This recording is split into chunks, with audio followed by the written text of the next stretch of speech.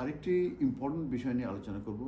এটি মূলত যে ইমিগ্রেশন হোয়াইট পেপার যে ডিসক্লোজড হয়েছে, সেখানে যে কোয়ালিফাইং পিরিয়ড ফর সেটেলমেন্ট 10 ইয়ার্সের কথা উল্লেখ করা হয়েছে। সেখানে কিন্তু বলা হয়নি যে এটা যারা অলরেডি ইউকেতে আছে এই ওয়ার্ক ভিসায় তাদের জন্য অ্যাপ্লিকেবল হবে কি না।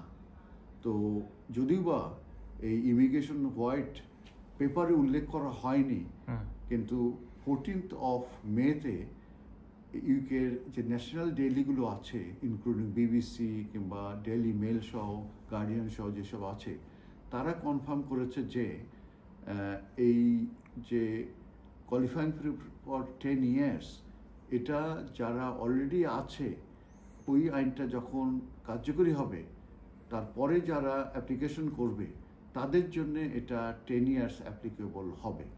তবে এটাও বলা হয়েছে যে আগামী সপ্তাহে এই সংক্রান্ত ব্যাপারে একটি ডকুমেন্ট হোম অফিস এবং গভর্নমেন্ট থেকে পাবলিশ হবে। অতএব আমি বলছি না যে তাদের যারা আছে অলরেডি তাদের জন্য 10 ইয়ার্স হবে, কিন্তু আমি এটি নিউজের রেফারেন্স দিয়ে আমি বলছি। অতএব আপনারা কেউ এটাকে ধরেই নেবেন না যে এটা ফাইনাল। কারণ হচ্ছে যে এই ইমিগ্রেশন হেলথ পেপার যেটা, এটা হচ্ছে একটা প্রস্তাবনা যে এই গভর্নমেন্ট ইমিগ্রেশন উপরে কী কী চেঞ্জ আনতে চাচ্ছে। এটা কিন্তু এবং বিশেষ করে যে 10 ইয়ার্স কোয়ালিফাইং পিরিয়ডের ব্যাপারে কিন্তু কনসালটেশন হবে এন্ড অফ দিস ইয়ার। তারপরে কিন্তু এটা বিল আকারে পার্লামেন্টে যাবে, পার্লামেন্টে ডিসকাস হয়ে তারপরে কিন্তু এটি আপনার পাশ হলে তারপরে হাউস অফ লর্ডসে যাবে, ডিসকাস হয়ে পাশ হলে তারপরে কিন্তু এটা অ্যাক্ট হিসাবে আসবে এবং এটা ইফেক্টিভ হবে। অতএব কনসালটেশন আছে, পার্লামেন্ট আছে, এরপরে কিন্তু হাউস অফ লর্ডস আছে।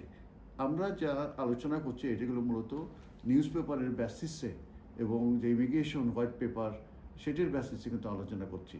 অতএব ক্লিয়ার যে আবার আমি বলি 10 years qualifying period for existing যে ওয়ার্ক পারমিট ওয়ার্কার্স আছে যে কিংবা তাদের কিংবা স্কুল ওয়ার্কার আছে তাদের জন্যে হবে কি না সেটা কিন্তু নাই, কিন্তু নিউজে বলা হচ্ছে যে তাদের জন্য অ্যাপ্লিকেবল হবে এবং এর জন্য আমাদেরকে আগামী সপ্তাহ পর্যন্ত অপেক্ষা করতে হবে। ধন্যবাদ।